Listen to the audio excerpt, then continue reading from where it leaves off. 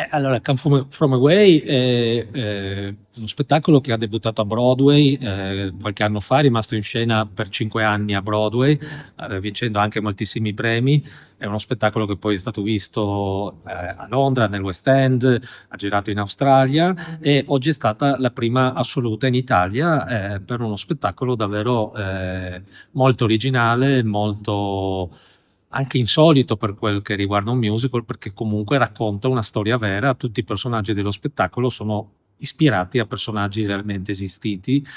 una storia che è successa l'11 settembre 2001, in un momento di grande tragedia, in una cittadina del Canada c'è stato un momento di grande solidarietà perché tanti aerei che erano in volo sull'Atlantico sono dovuti atterrare lì e gli abitanti del posto hanno dato tutto l'aiuto a questi viaggiatori provenienti da tutto il mondo. Il nostro teatro presenta spesso questi spettacoli anche in lingua originale, delle novità assolute per l'Italia. Recentemente abbiamo avuto la prima dei Miserabili, uno dei grandi musical della storia, ma nei prossimi mesi avremo tanti altri appuntamenti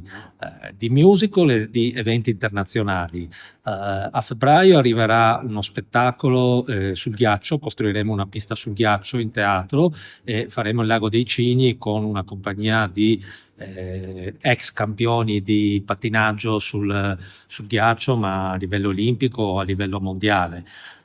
Più avanti arriverà uno spettacolo ambientato in un pub dove prima dello spettacolo gli attori invitano il pubblico sul palco e offrono una birra al pubblico e si possono fare i selfie con gli attori della compagnia. Ad aprile arriverà Mamma Mia, il musical con le canzoni degli ABBA e arriverà nella versione originale inglese che gira in tutti i grandi paesi del mondo, e a maggio avremo un'altra prima assoluta di un altro musical molto amato dal pubblico, soprattutto giovane,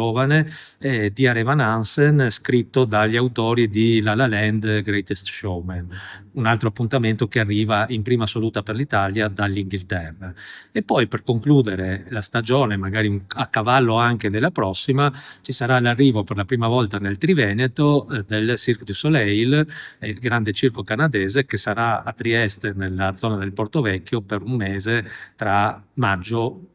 giugno e luglio del 2025.